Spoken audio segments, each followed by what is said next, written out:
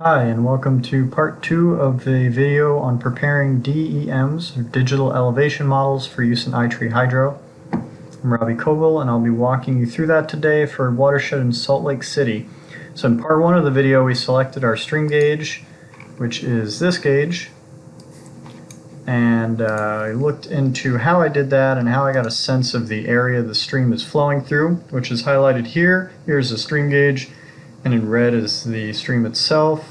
I can get a sense for the actual drainage basin that I'm expecting. And now we're going to start at nationalmap.gov, and that's where we're going to get our digital elevation information, our general area. It's going to be a large file, and from that we're going to do some geoprocessing to get a watershed only DEM, so delineated to the watershed itself for the stream gauge. And then with the files we'll get through all this geoprocessing, you'll be able to proceed with the rest of your iTree Hydro project. We'll also get some other data along the way, so we'll dig into that. The other data we'll get will be the shape of the watershed. You might want to use that shapefile in iTree Canopy to do your land cover assessment. And we can also download national land cover data from USGS and then also clip that to the watershed. So we could use that to get some rougher estimate of land cover as an alternative to iTree Canopy. Or what I usually do is use iTree Canopy and a shapefile for most of my land cover, and then I'll use the national land cover data set to get some information like evergreen cover or evergreen tree canopy extent, stuff that's a little harder to identify in iTree Canopy, that overhead Google Maps view. So let's get started. We'll download our elevation and land cover. So we go to Find Data and View and Download. Go to Download GIS Data.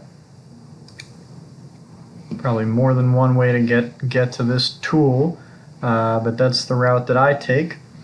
And so this tool has changed a bit. By the time you watch this video, it could change again, but just try to take the general idea and look for the tools that USGS sets up for you to get this data. So I can start by just searching Salt Lake City, Utah, pressing enter, and so it takes us right here.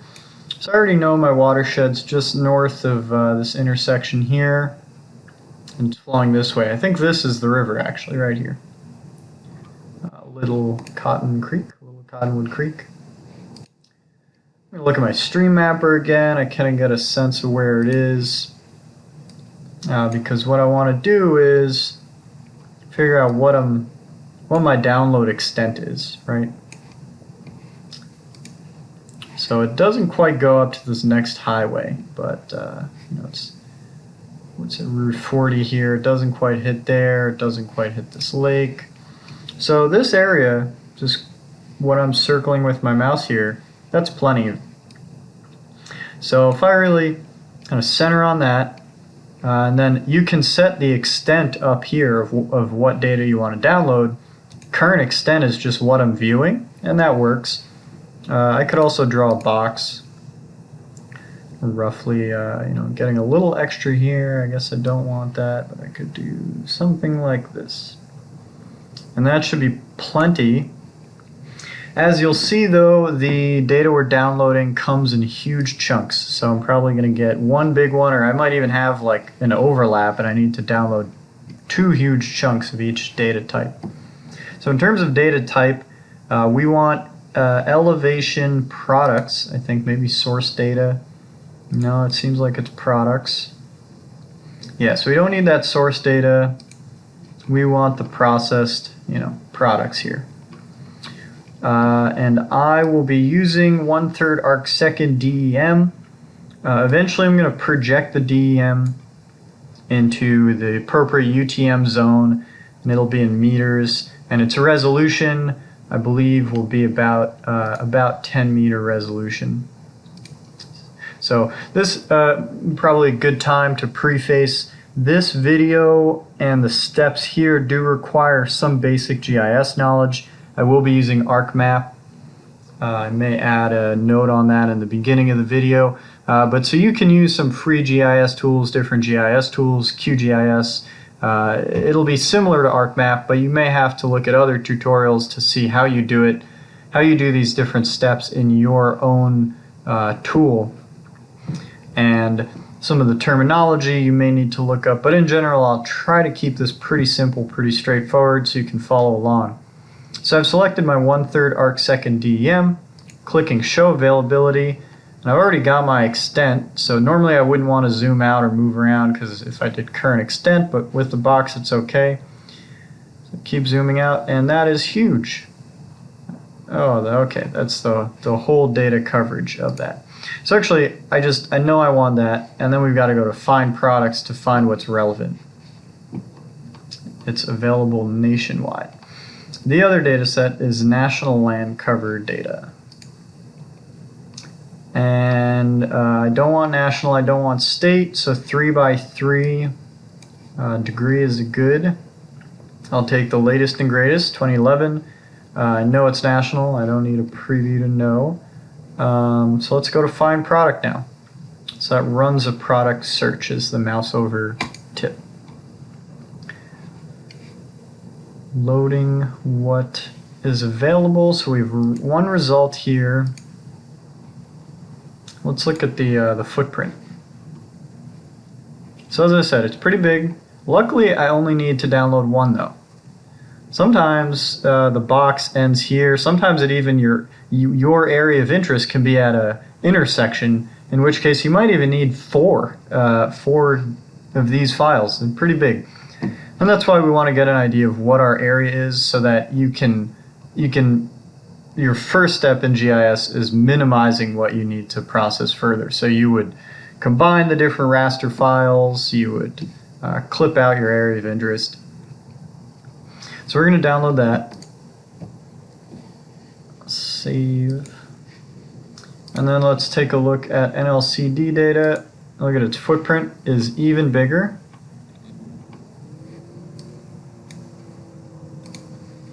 But it does contain our whole area, so we only need one. But then what do we want? So there's impervious cover, there's land cover and tree canopies. So they'll show you tree, impervious, and then general land cover types, like different classifications.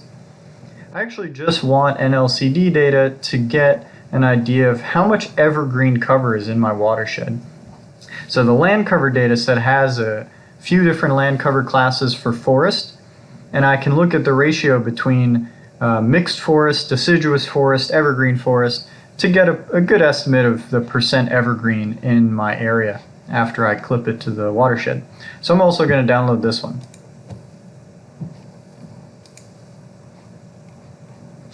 And sometimes that can take a while, but thankfully it's going pretty quick. Got a fast internet connection here. So with those downloaded, the next step is opening GIS. I've already opened ArcMap. I'm using 10.2, I believe. Actually, I might be on the latest version here, 10.5. And so I'm just going to open a blank map. I haven't done anything in here yet. So we'll start a new tool. Organize my workspace a little bit, pin this over here. And then it's a good idea right off the bat to save your project.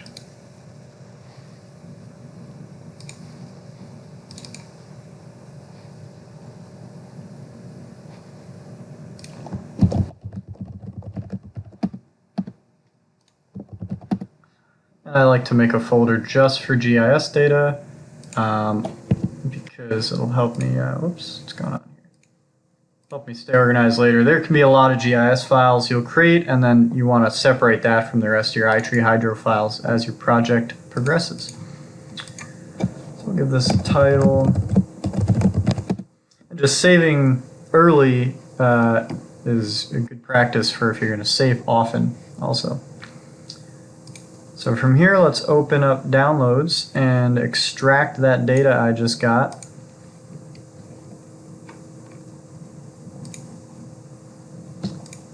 That stuff, and then we'll go to documents.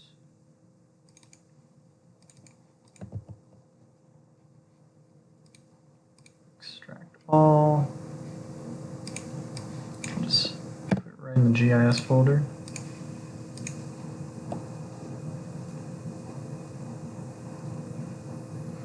Okay, and already our GIS folder is getting bigger. So we can probably delete those zips. And now we go into our catalog and let's see. We should have in our folder, no, nothing. Here needs a refresh to pick up those files we downloaded. And so we have our NLCD data, and then I'm also expecting some DEM data, but I don't see it. So first let's bring in NLCDs and see what that looks like. I will let it build pyramids, so lets you work a little faster. Okay, so there we go, that's our land cover data. Take another look here though. I would expect to see DEM data. So I think I'm going to go pull that out of the trash, make sure it downloaded correctly.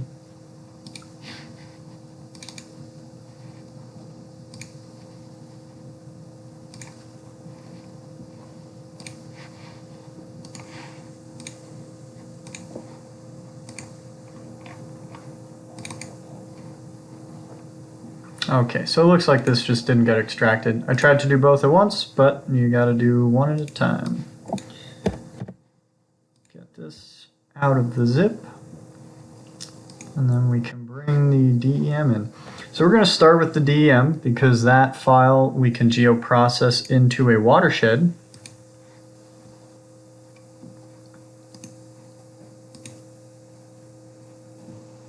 And here's our DEM. Generally they have this GR grid information here.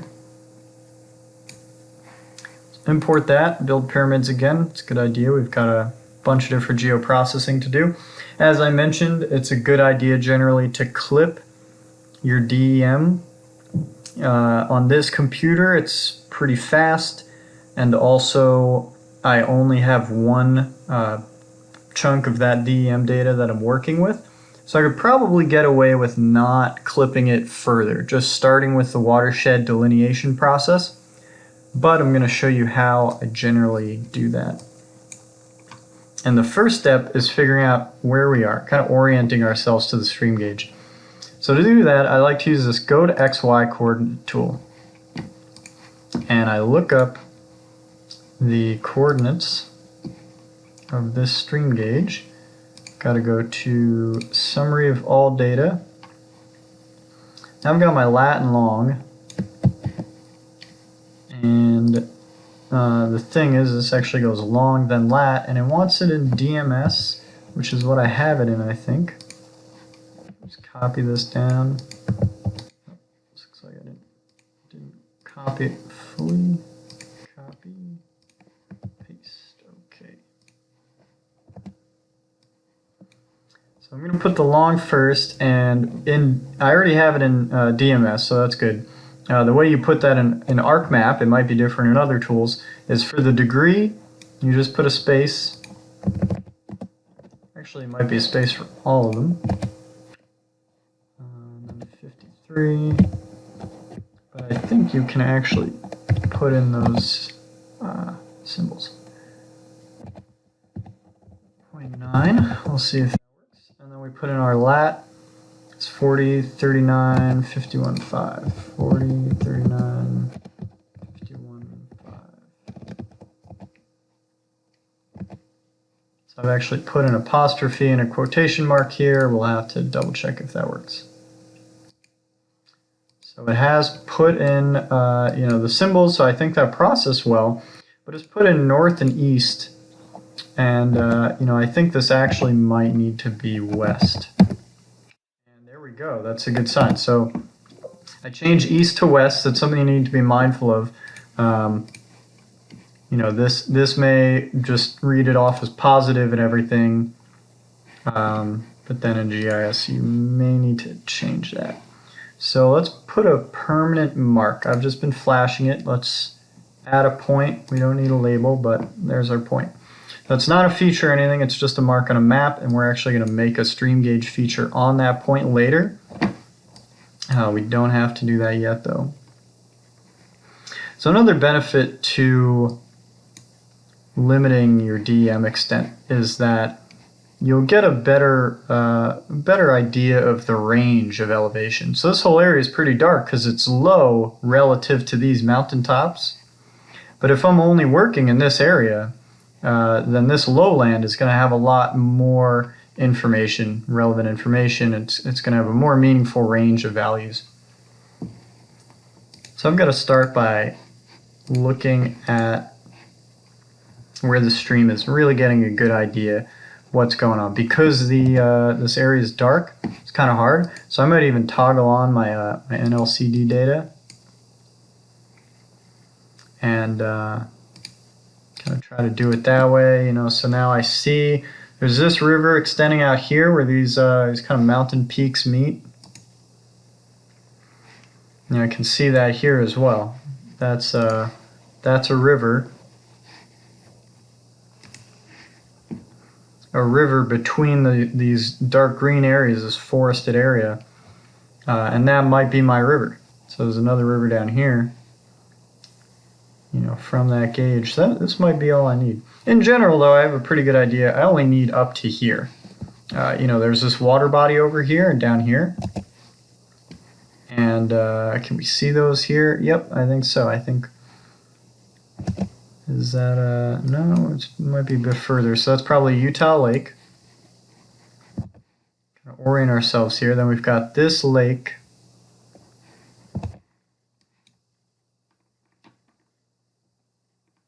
Zoom out a little bit. Okay, so now we're seeing how it all comes together. I'm going to zoom in a little more here.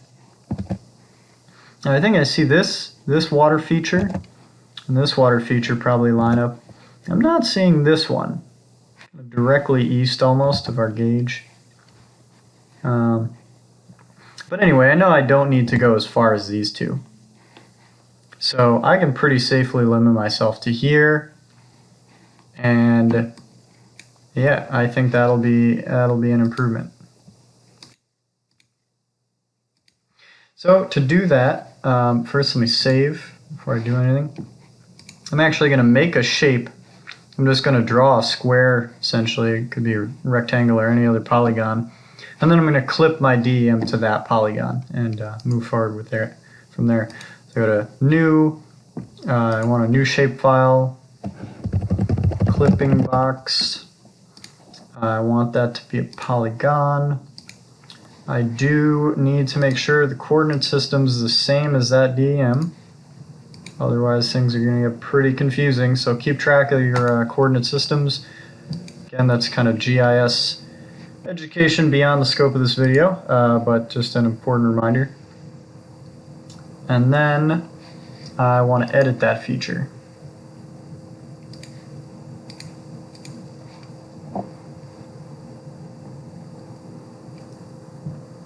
It's going to take a moment.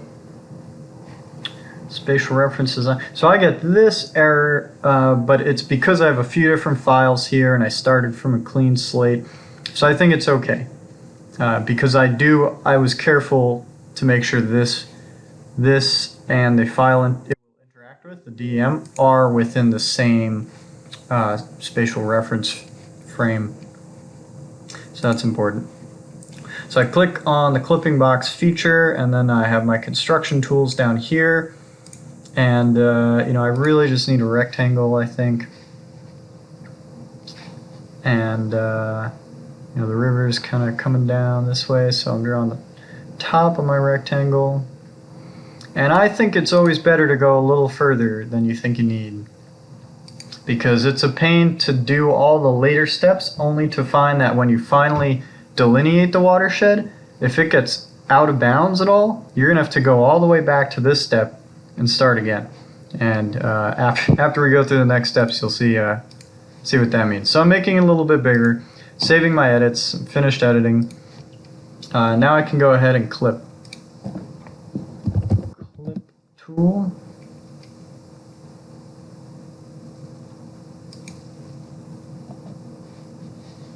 I think I actually want clip data management because I'm clipping out of a raster. But I'll have to see. So my input raster is the elevation model.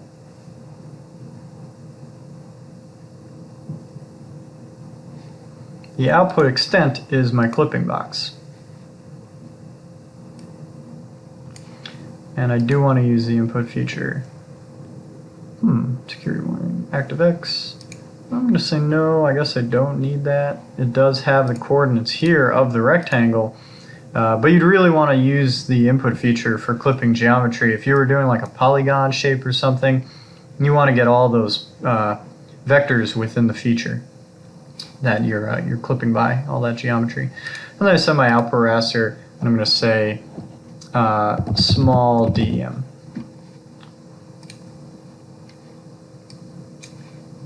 No data value, that's fine. Maintain clipping extent. Show the help, let me see, so check. I think I do want the clipping extent. But when in doubt, it's a good time to check the user manual. So this does walk you through this process, and it should mention whether we want to, or how we want to parameterize these geoprocesses. So I'm looking through the steps, so I'm defining area. This is all about getting the DEM data from nationalmap.gov. Still on national map. This is showing a little bit of a different method for looking at the area and all that. So now we're working with GIS. So, right, so we want to fill the DEM model. So I guess we don't clip anything in the manual until later on when we've got our watershed. Well, let's see, does it say anything there about extract? Oh, it just says we got to use clip. So good to check the manual. In this case, it doesn't give us detail on shrinking the DEM down. However, hopefully this video is helpful in that way. So I will maintain clipping extent here, and then I will run the process.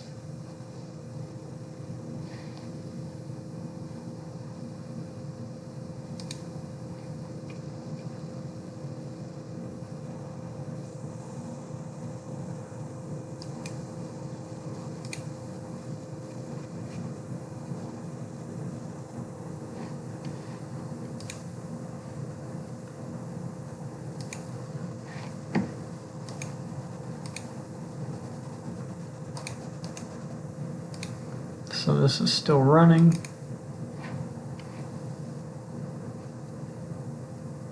And an error has come up. No, I got it.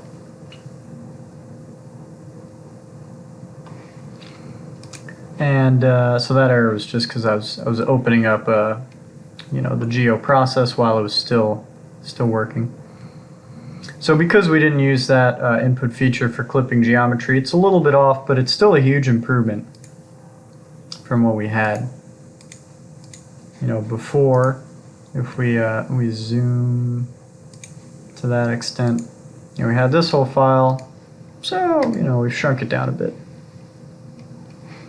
And so from here now we have a bit of an easier DEM to work with. So let's save again.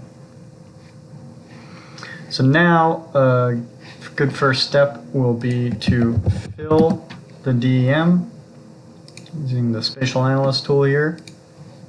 The input is the small DEM. The output is the DEM fill, and we can let that run. We can also check the manual again, make sure it covers that. So first we're choosing to fill the DEM, and then we're going to use the flow direction tool. We're going to need our stream gauge first.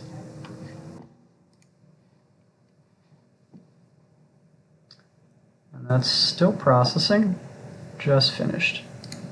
Okay, so we can get rid of some of these other files, at least shrink them down. Make sure that's showing up. All right, and now we need to create a point feature, and that'll be our stream gauge. So again, again, I go to my catalog, I go to a shapefile, I want a point, I'm just going to name it SG for stream gauge. Once again, just making sure it's in the same coordinate system as my DEM, and then I'm not going to have to worry about conflicts later on. So I'm going to edit that point.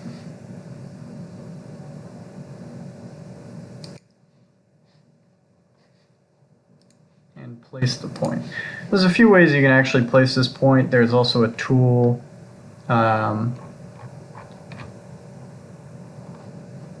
few tools you'll see later on for that. So I'm going to zoom in a lot just to make sure I get it as precisely on those coordinates as possible. So that's as much as I can zoom in. And there's my point. Save that edit. And zoom out again. And I do not need this point anymore. So I can select it and delete it because I got my stream gauge point there in red. Make that a little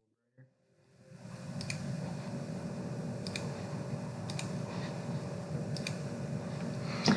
So now that we have our fill DEM, we want to do flow direction, part of the Spatial Analyst Toolkit here. Again, I'll double check the manual.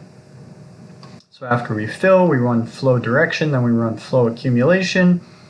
So I'll talk more about that as we go. So the input raster is the fill DEM.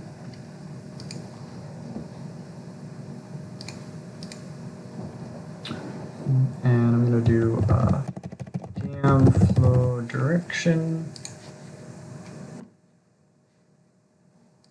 And I don't need these optional options. So I'll let that run. See here that it's processing. And these steps can take a while. That's why it's much better to work with a smaller DEM. So flow direction is going to map out on this raster from each cell what direction would water flow in.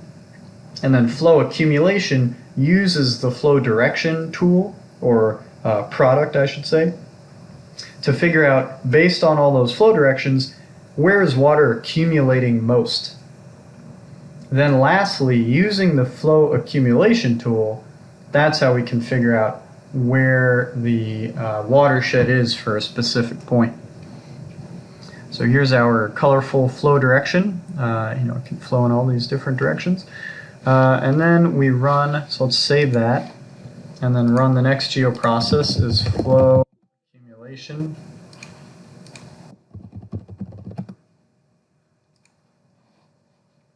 So here's the input flow direction raster. We've got that, and we want the output ActiveX. So I do trust GIS, so I'll press yes. I've been pressing no on this. Hopefully you won't run into that issue. Hopefully I won't either anymore. And then DEM flow accumulation. I don't need to set any of these options.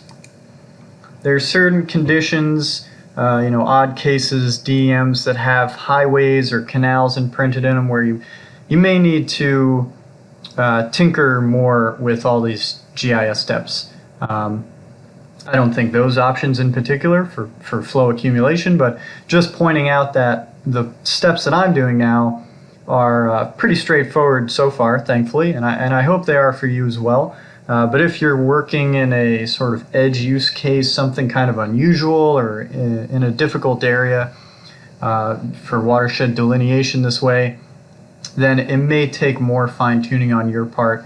You may need to find some support to help walk you through it in that individual case. So I just fast forwarded a bit because flow accumulation can take quite a while to finish. In my case, I think it took about 5 or 10 minutes. So now we have our flow accumulation file here. Again, the appearance is visually not very meaningful, and we can change that. It's not entirely necessary when you really get used to this, but it will be helpful in this case. So right now it's got this kind of stretched range of values. You can see it's a pretty wide range. So the only things that are going to show up in white are things with a pretty high flow accumulation.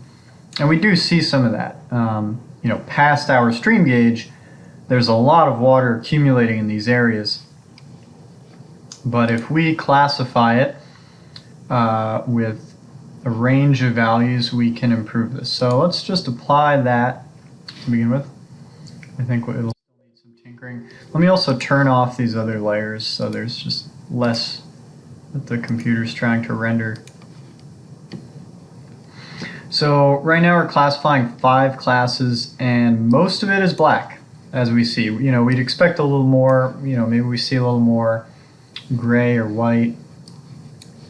But one way somebody taught me this, and I'm sure there's different techniques to it, is just classify 2 classes, and then what I set the 2 classes to be will kind of increase or decrease how many points are being highlighted as having enough accumulation. So I'm going to change this to a percentage for the breakpoints.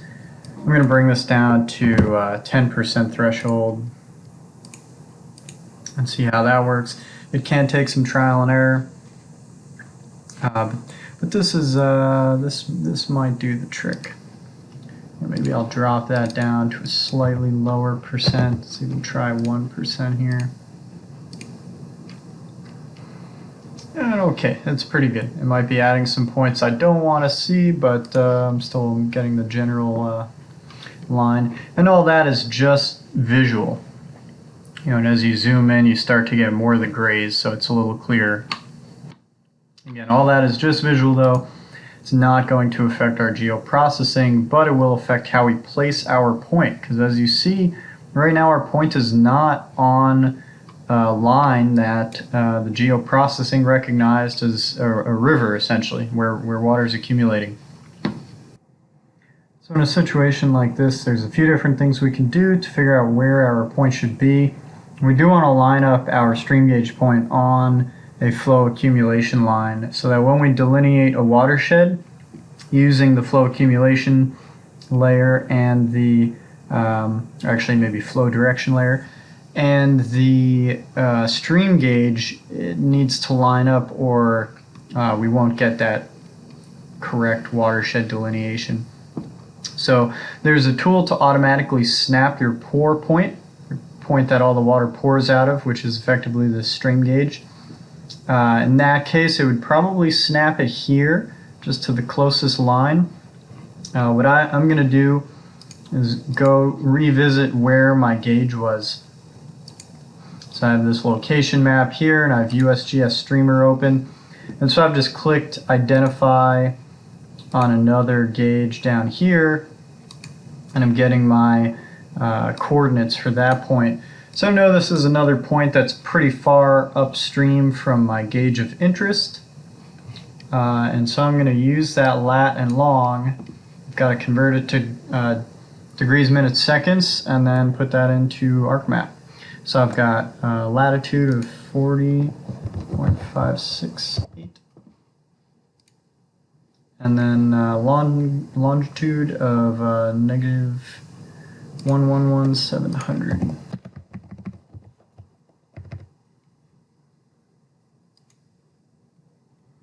So here's my lat and long in DMS. I'm going to go back to this Go to XY tool. Put these new coordinates in. Again, I think this needs to just be a space. In the negative, let's see if that gives me west. My latitude, whoops.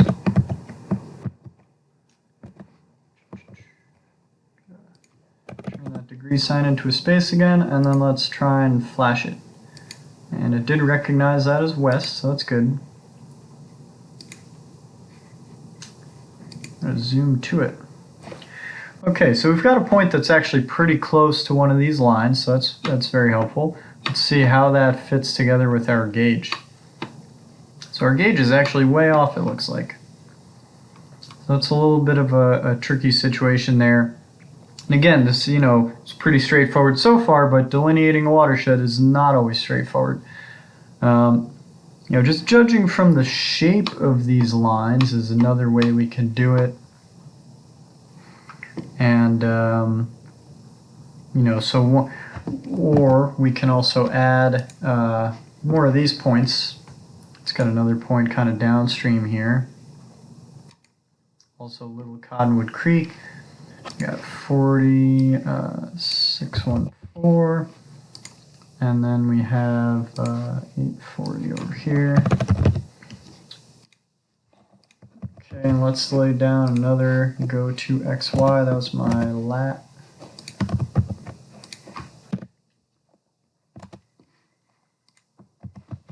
And my longitude. Let's flash that. Okay, so it really looks like we're on this line. We now have, you know, 2 of our 3 points agree with this flow accumulation line.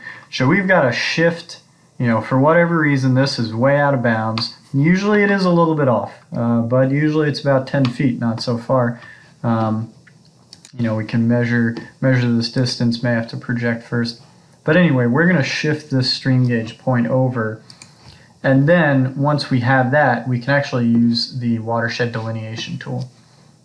So what I'm going to do now, I'm going to keep my original stream gauge point where it is for safekeeping. And I'll do my first adjustment of the point. Again, careful along the way, make sure I'm staying in the DEM's coordinate system. And that's GCS NAD 83. Edit this point, and I'm going to drop it right on the pixel of this line. And I'm going to put it roughly the same distance away from this major river. It doesn't matter too much if you're 5 feet downstream or upstream of the actual point USGS is measuring. You know, this point we're looking at here. It's not going to be too big a deal. Your watershed will be slightly bigger or smaller. What it really comes down to, though, is in GIS, upstream or downstream a little bit, and the geoprocessing may capture the watershed very well or not. So that's what you really have to look out for, and we will check it. We're going to check our watershed area and the shape against USGS record for that gauge, make sure the area lines up. So I'm just going to drop this right on this point. And as you'll see, watershed delineation, if I put the point here or here or here, it shouldn't differ too much, but it will differ a little bit. And in some cases, it can be pretty extreme. And then you just got to troubleshoot. You just got to move around your stream gauge, similar to what I'm doing now. So maybe that's good. You're seeing this on the video. So I'm going to make this bright and yellow, make sure I can see it. Not quite the bright yellow I'm looking for, but that'll work. Okay, and we've got those other points. Those are not shape files, just markers on the map. Let me save. And then let me use the Watershed tool. Also part of the Spatial Analyst toolbox, which you do need to do this in ArcMap. So we have to input the flow direction raster. Or DEM flow DIR, and then the pour point data, or the import raster. That's our stream gauge. That can be a point or raster. In our case, it's a point. And then we want our output raster. This is going to be our watershed 1. I put a number in because having done this many times, sometimes you get it right on the first try. Other times it can take quite a while. You know, quite a few tries, I mean, in terms of taking a while. This tool, the geoprocessing here that's going on, can also take a while. Probably skip ahead to when that's all wrapped up, and we'll see how we did. So the watershed tool has completed, and so far it's looking pretty good. It contains both of our points, but let's convert that to a shapefile, and then project it into the appropriate UTM zone, so that we can measure its area and check that against USGS area associated with this stream gauge.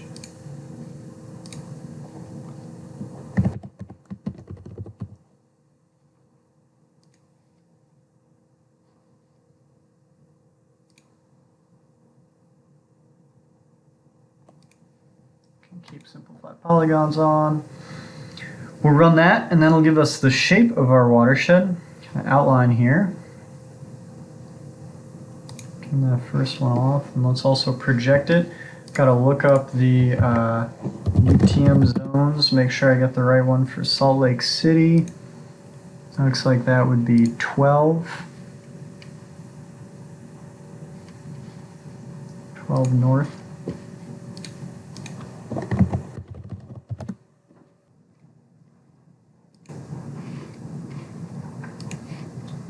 My watershed polygon, its current coordinate system, my output,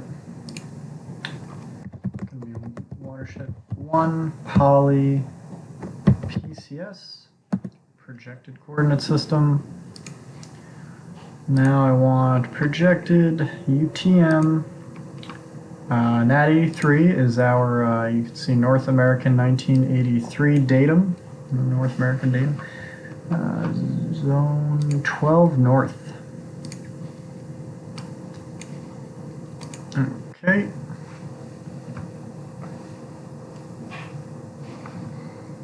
At this point we can open the attribute table. Whoops, gotta have the correct copy of that file. Projected.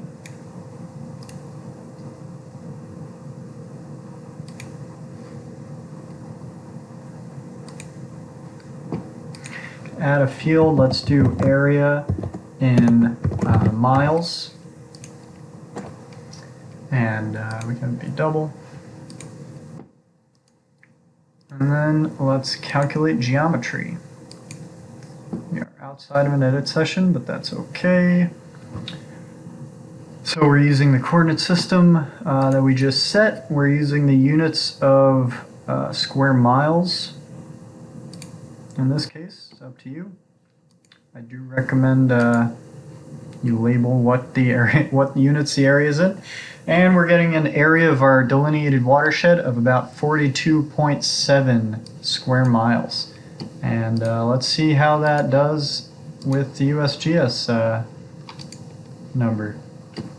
So this is 46 square miles. So, you know, we're not too far off. You know, we're almost there. You know, maybe we need to put this point upstream a little bit and we'd capture a little bit more of the watershed area. Remember how I was saying, if I just put this point, you know, a few pixels even up, it could add a substantial amount of area. But you know what? I think that's going to be okay. That close should do the trick, because what we're ultimately using this shape for is to get our land cover, to get our topographic index, which is really just the wetness index based on our DEM. And I think we can get a reasonable amount of accuracy out of this shape to represent the flows, the actual conditions flowing into this stream gauge here. You know, again, iTree Hydro is a first order model, so it's not going to be extremely precise, but this is pretty good. You know, this is pretty close, and after we calibrate to soil conditions, you know, it could be that we have a pretty good, pretty accurate prediction of flows going through the stream gauge. So now that we have our shape projected, unprojected, and all that, let's make sure we save again. And then we've just got to clip our DEM, clip our land cover data, and we're ready to go. So let's do a clip.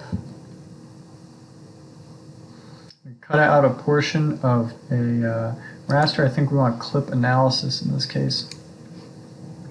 And so we're going to use the poly file. Oh, sorry, the input feature actually would be the DEM itself. So we're going to need a different clip tool. It's data management for raster, right? So our input raster, we're going to use our fill DEM. Again, that's a small DEM, and we'll go a little faster. We're going to use our not projected polygon watershed. We are going to use the feature for clipping geometry.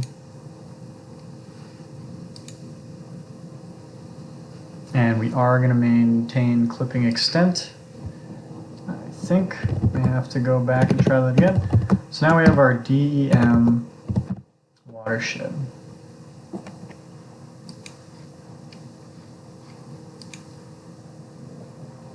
Let that run, usually doesn't take too long. And let's see what we got. Looking pretty good. So we're going to need to project our raster file, use project raster, also into meters, so the appropriate UTM zone before we can use it in iTree Hydro.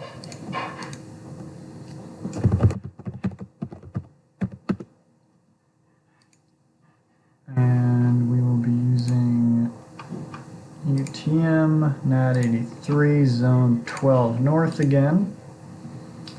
Everything else all good. And so with that done, we can now export this projected DEM file as a text file. So we want raster to ASCII conversion. And that ASCII file is what iTree Hydro is going to use. So let's go up a folder and save it in our general project folder. And we're going to call this DEM. It's going to come out as a TXT file. iTree Hydro actually wants it as a DAT file. Raster to ASCII. Go up a folder, let that finish processing.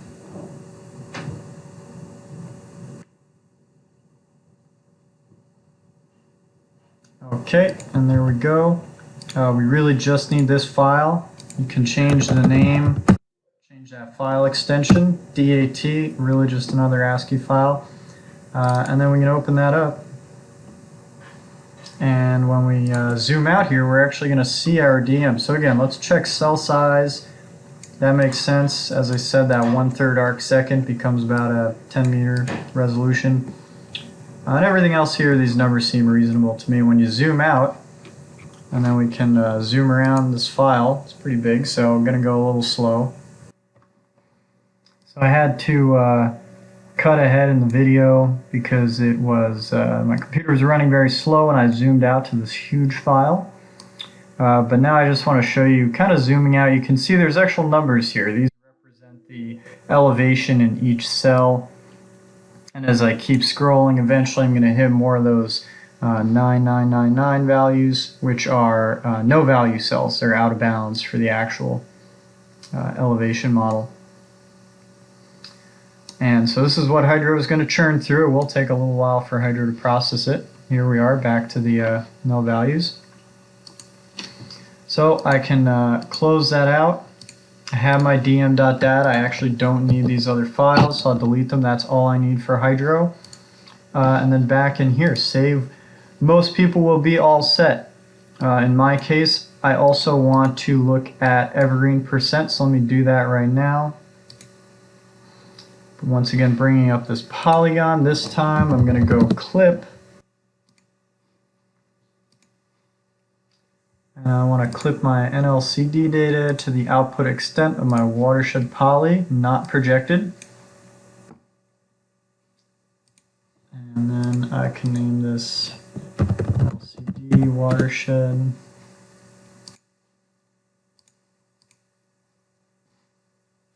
And that might take a little bit.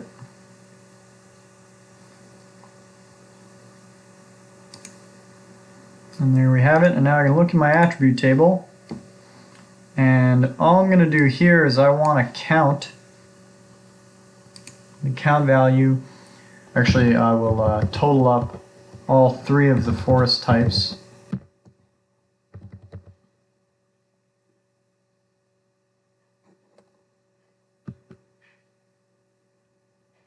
And now I want to know how much of that is evergreen.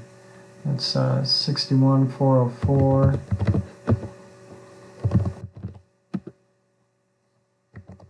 And so we have about 63.6% of our forest cover is evergreen. And that seems to make sense. It's the largest value. It also makes sense with what we were seeing around those mountains earlier. So, I will save that value. Generally, I keep my project inputs in a spreadsheet, so I put that in there. And in iTree Hydro, I could even boot that up and just wrap this video up, showing you, use version 6 here, showing you where I would input this information.